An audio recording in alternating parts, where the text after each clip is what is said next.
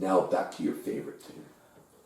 And you said it shifts around a lot. Yeah, there's a couple, but I love, I think it's Kiss the Maid Behind the Barrel, which I'd known for a long time, but one of my friends, Jack Fitz from, oh God, I can't think where anyone's from today, but Ireland. He's from Ireland. Yeah. He played it differently than I'd ever really played it, and I tried it like that, and I really like playing it in that sort of sense. So I'll play a bit of that now.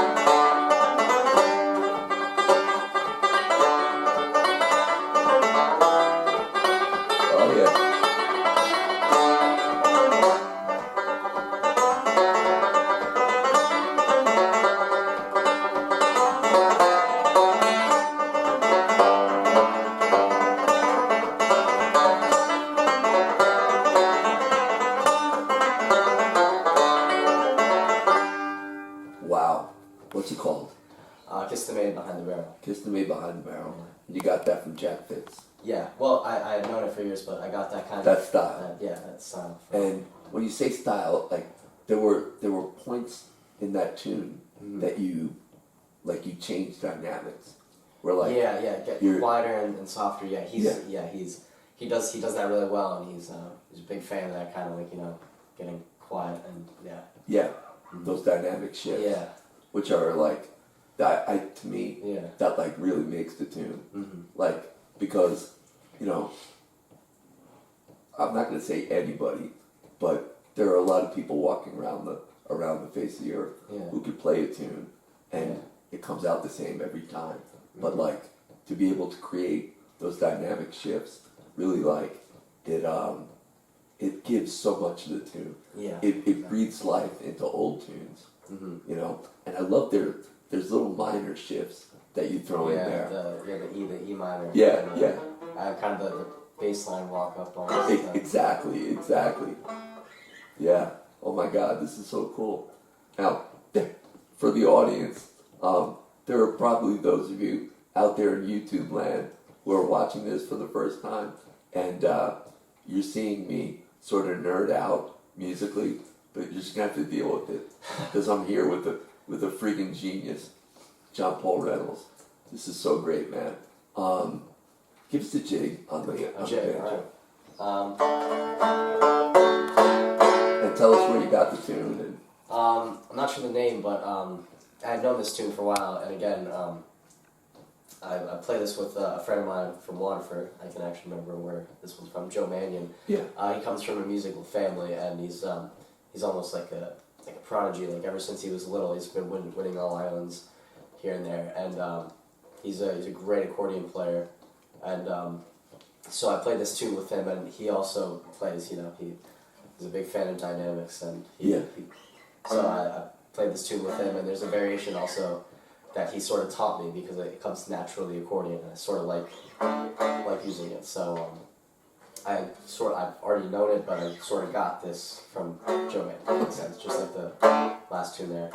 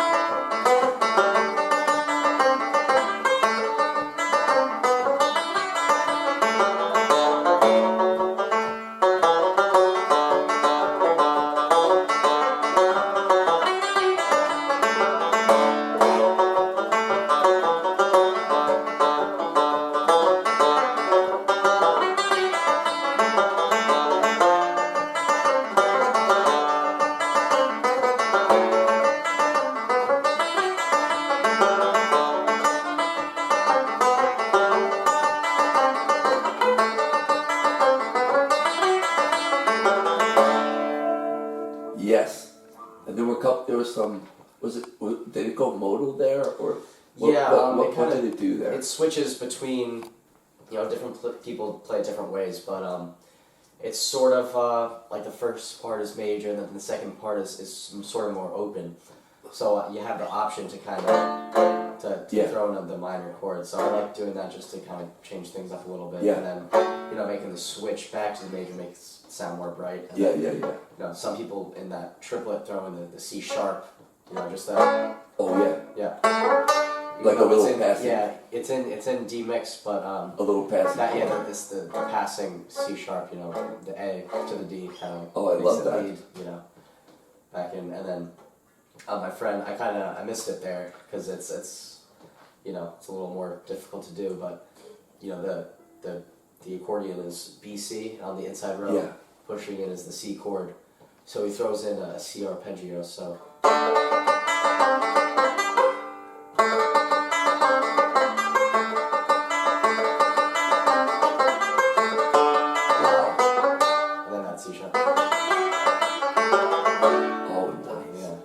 Intricate tune. Yeah. If you choose to make it so. Yeah. Wow. I love that. That is awesome, man. That's one of my favorite things about music is there can be a tune that I think is, I used to think is simple and easy, and then I hear someone else play it, and it kind of shines a new light on it, and you can makes you think about things that a different way that you never thought of before. And but you have to be open to it. Yeah. Okay. And your ears got to be like, the little radar that we all have as musicians. When we hear something different or really cool, our ears perk up. Yeah.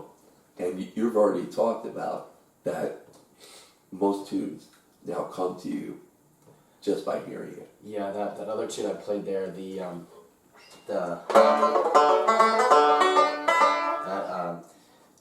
I was saying I got off that album, Carlos Sweeney Carton. It's a great album, but I sort of just listened to that entire album, and then just kind of picked up my fiddle or banjo, and I just sort of got every tune off it. I've never really had to go sit through and learn each one one by one. I sort of just picked it up, and I could just play along with it after listening to the album a couple times. A couple of times. Yeah.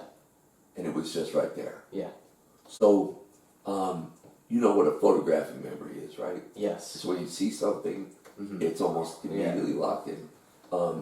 It sounds like what you have is a thing called Echoic. I used to think it was audiographic instead of photographic, but it's not. I asked Alexa, and she told me that it's. So I said, Hey Alexa, what is it when you can memorize everything that you hear? And it's called Echoic. Yeah. It's the ability to literally echo what you hear. And I think that is like, have you ever seen Star Wars? Yes. Yeah. The Force is strong in you, young Jedi. All right, man. Let's pick up the 6th string. All right.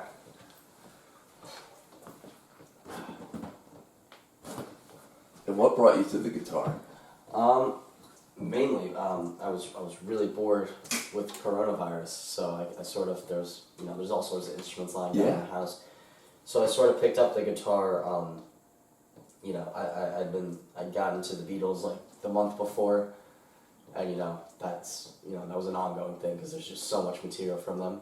So that kind of inspired me to learn one thing or two from them, and then pick up a trad tune on the guitar too. So. Start with trad. Alright, trad.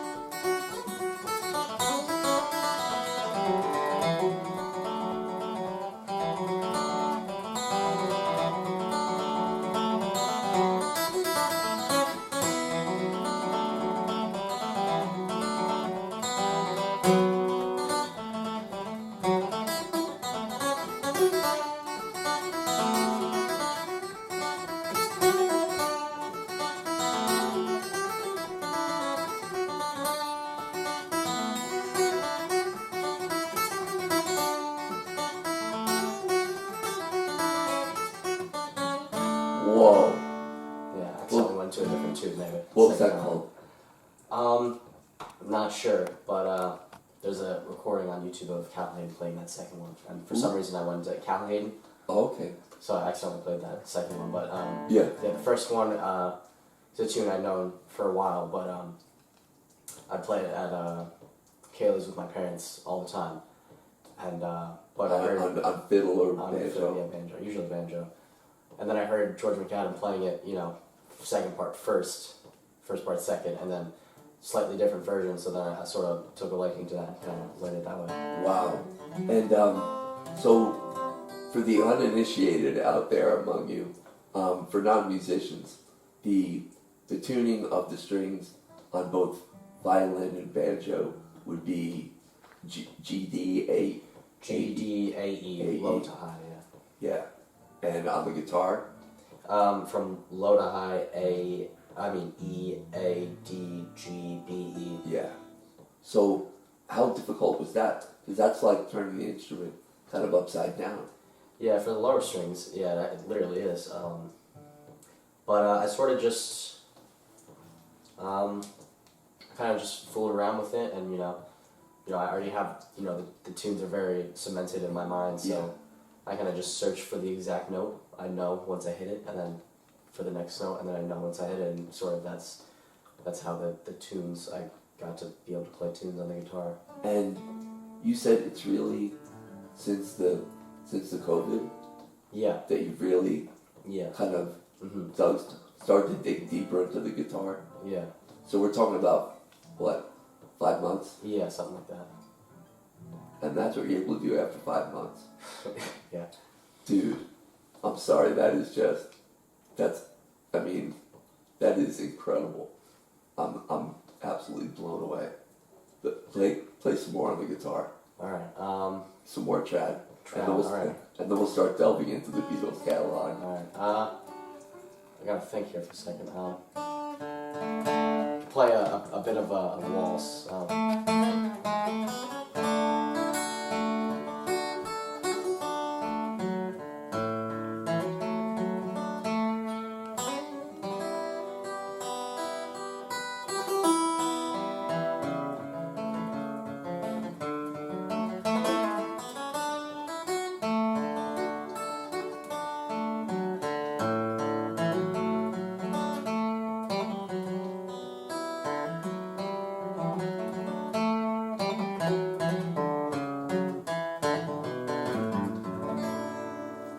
Wow. Just a bit of yeah. That sounds like a tune that I heard from Dermot O'Brien, the piano accordion player. Yeah, I could imagine. That sounds like that. Yeah. Is that like the Alpine Slopes or? I'm very bad with names. You're very bad with. I picked that. I picked up. My dad plays that waltz in Kaylee's. Yeah. Look it up in waltz.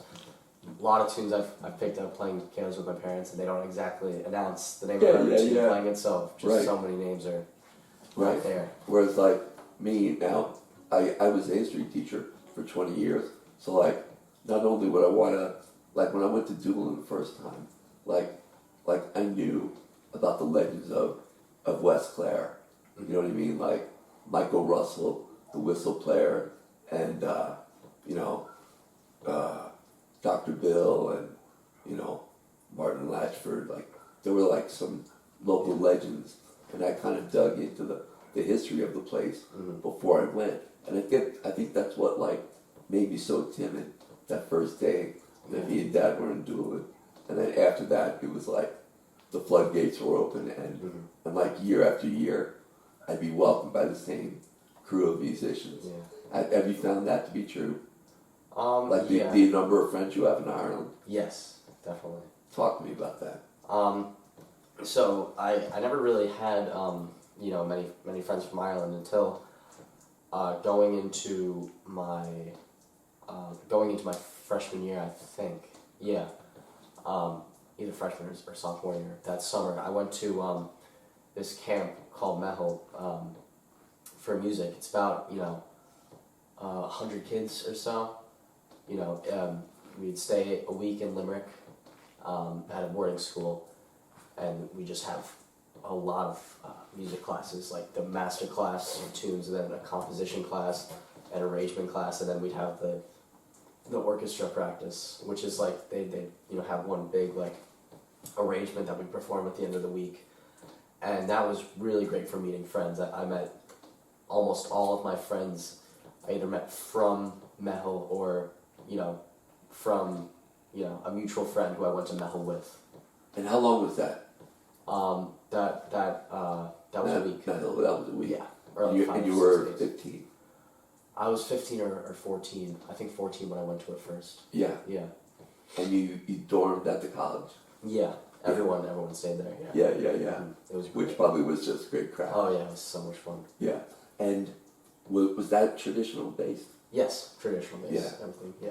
And now you mentioned the word composition. Yeah. Would you be able to play a Yes, tune I can. that you've written? I'd love to hear it. So I wrote this one in a composition class we had with.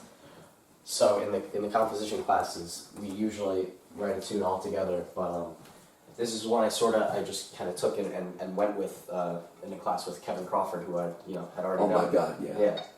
Yeah. And he helped me out with it a little bit. So.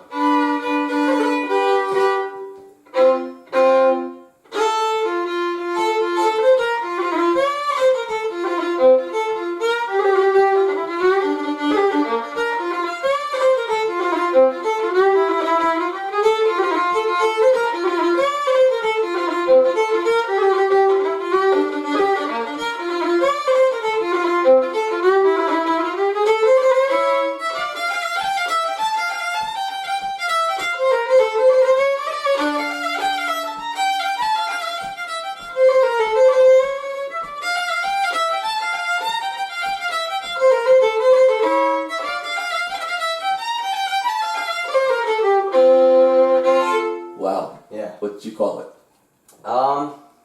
Me and Kevin put a name on it, but I can't remember exactly what it was.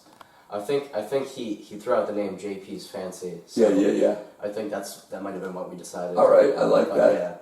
Yeah. you know. JP's Fancy. Wow. And so it would be a fair guess. I'm assuming that you composed other tunes. Yeah, I haven't composed many tunes recently, but I composed a few this years ago, but I can't even remember them now. If I try to play them, I forget halfway through. Right. But there's a few jigs here and there, and a hornpipe too. I think the first one I ever wrote, I think it was a reel in D minor.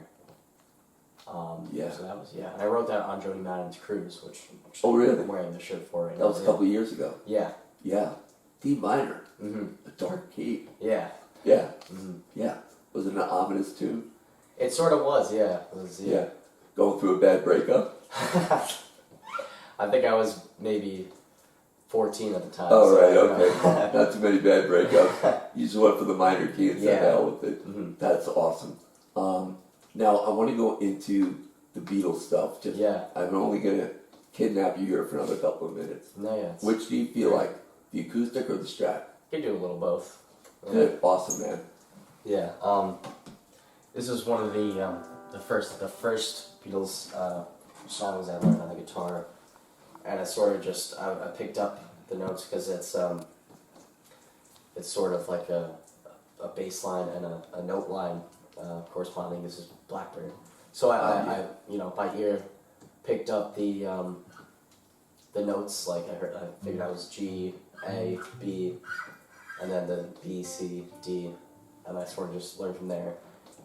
And then I was having trouble with the picking pattern, so I looked up, and this guy was explaining the way that it was picked. On YouTube? And then I sort of just... Yeah. I couldn't sit through the whole lesson, because I didn't have the patience to... He was going real slow, so I just Right. sort of took that and then learned the rest by ear, so...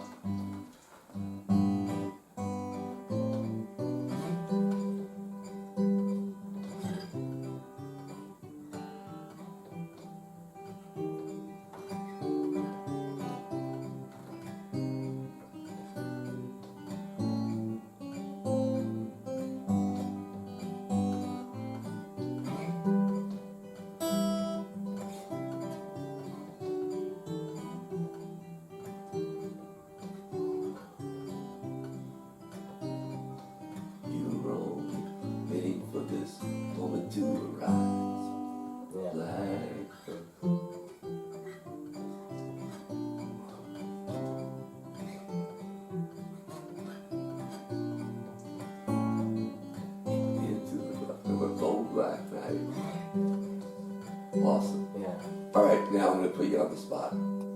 Do you Yeah. sing? I've been getting into it a little more, but I've had a sort of I've been having allergies a little recently, Okay. so I've been I usually sing in the car because Right. this summer on my way to work is when Yeah. I would try singing, Okay. but I try to use a little on the way here, and my voice is cracking up and down. So, Really? Yeah. All right. So Especially with songs like So that, that's- Paul yeah. and John, very high up. I know. I know. That's an so- incredibly high key. Yeah. Yeah. I actually saw McCartney play that live Wow. in 2003. Wow. Yeah. How are you? I am Jim. I'm working with intern Kieran. Can I call you back? Wait, what's that? I'm with intern Kieran. Oh, yeah, sure. Sorry. Let me I'll talk to you later. let me call you back, Jim. All right? Okay. You got it. Where were we? Paul, yeah, Paul. Paul McCartney. Yeah. Yes. All right. There's going to be a big edit there. Mhm. That was my older brother on the phone, and unfortunately, the phone picks up after 5 rings Yeah. because, or after 5 seconds, because I don't have the use of my arms Yeah. or fingers. So that's like another crazy thing that happens to me all the time. Mhm. So even if it's like a telemarketer, I Yeah. still have to say hello. It just, oh my God. Again, sometimes I look heavenwards and like, are you kidding me, God? Yeah. Have you not had enough fun with me yet? All right. So, where were we? Paul. Paul McCartney. Okay. 2003, Nassau Coliseum on the driving tour. And I was with 2 of my best friends that I taught with at North Rockland. And we're all huge Beatle guys, Yeah. Wings guy. I mean, we loved it all. And he comes out with the 63 Hofner, and the place just goes Yeah. mental. And he counts the band in, and the first words out of his mouth, "You say yes," and everybody Oh, just, wow. hello, goodbye. What year was this? 2003. I might have seen. I don't know if the live is on YouTube, but It I've is, watched it one is. where he goes out and sings that first. Oh my God, it is amazing. And I got to hear him play Blackbird. Wow. And then he played ukulele on a song by George Harrison, Something. something. Yeah. If I pick up the electric, that's what I'll. Abbey Road. Yeah. Oh, they pick up the electric, Yeah. dude.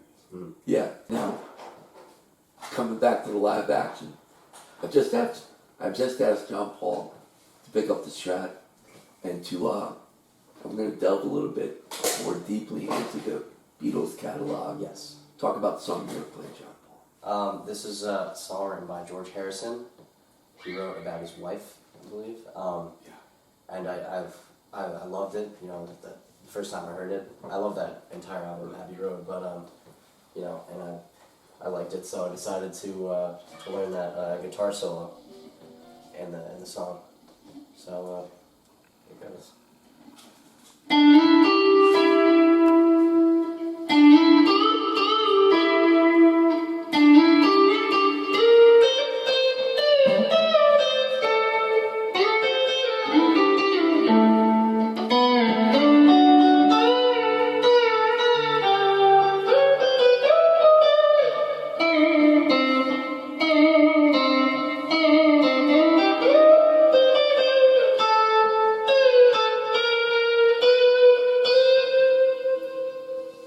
Wow.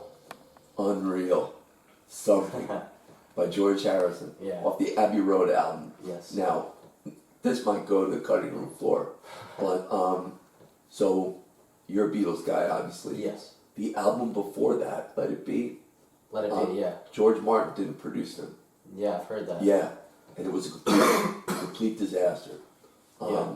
They weren't able to like control themselves in the studio, and they really behaved very, very badly. And it was like it was clear that they were breaking up, and they wanted to do one more studio album. Mhm. And the only way that they would all do it is if George Martin produced them. And he set ground rules for them. Basically like, you're gonna behave, there's not gonna be any fighting, Yeah. There's not going to be any nonsense in the studio, Mhm. and we're going to roll up our sleeves and get to work. Yeah. And it turned out to be like it really deeply touched you. I can Yeah. tell, because you reproduced that Yeah. lovingly, and just it was gorgeous, man. It broke my heart.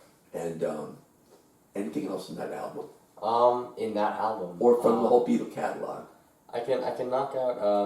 Well, I mean, I can't really sing right now because of my little cold. But Right. the Beatles, I can try. Or you know what? Something. You got the electric on. Yeah.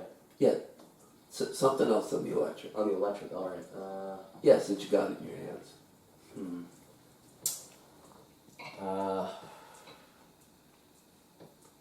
I can try something off the first album, first song. I saw her standing there. The little.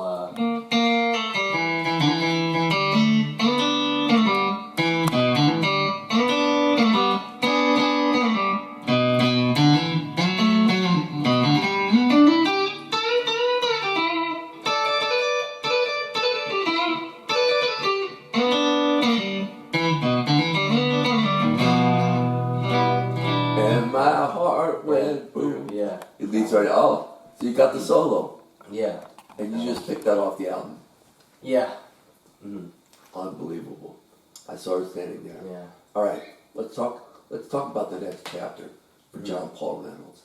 Yeah. In 1 week from the date of this filming, Yeah. you're about to get a pretty big chapter in your life. Yeah. I'm going to college and University of Limerick for just general music. Yeah, that should be a lot of fun. Not Chad. No, not try. Just a general? Yeah, general. Yeah. Just because Wow. I kind of want to be more versed in every kind of aspect of music. So you're going to be dorming at UC Limerick. Yeah.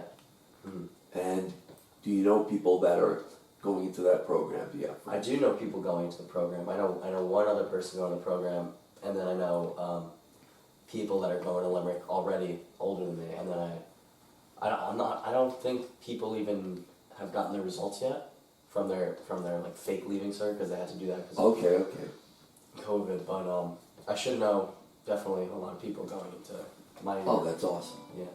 And your dorms, have you seen it? Have you toured the college? I toured. I saw the dorms. It's very nice. Yeah. Really? Mhm. And how long a program is it? 4 years. 4 years. Yeah. And so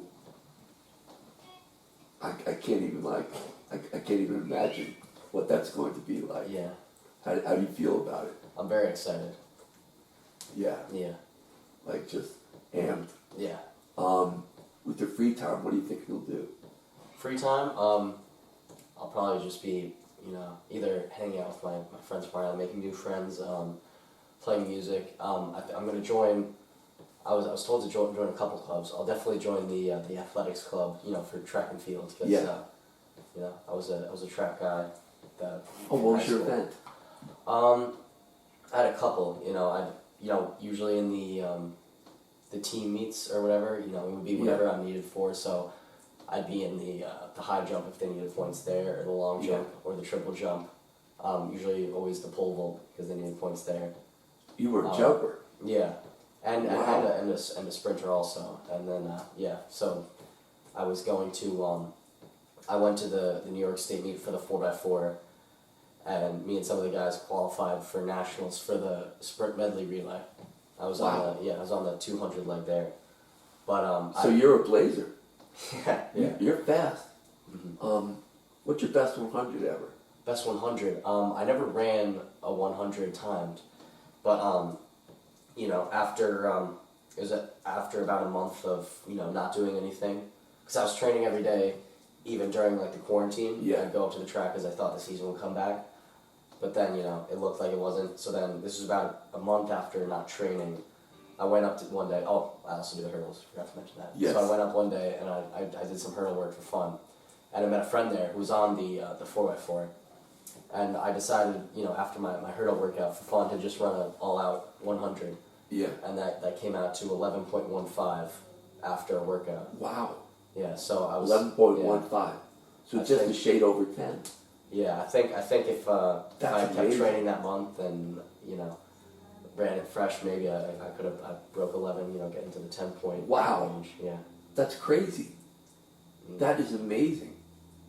So you're an athlete, a scholar, a gifted musician, clearly. Like you have put on display for hopefully a very wide audience. Incredible mastery, knowledge, thought, passion for all the instruments that you play. And what you've given us is like, I think, this incredible gift. And I just feel so grateful that you were willing to do this, because this is the first time I've ever done it. And it could be weird, but you're just totally chill. Like you just, you sit right down. And, you have your answers were great, thought provoking, and I just want to say thank you, John Paul. Of course, thank you. For doing this, man. John Paul, I'm going to ask you to take us out of this incredible session. All right. Of Talking Tunes with Billy Keenan and the great John Paul Reynolds. Go ahead, take us out, John Paul. All right. Take you out with a little Let It Be. Pretty well. Yeah.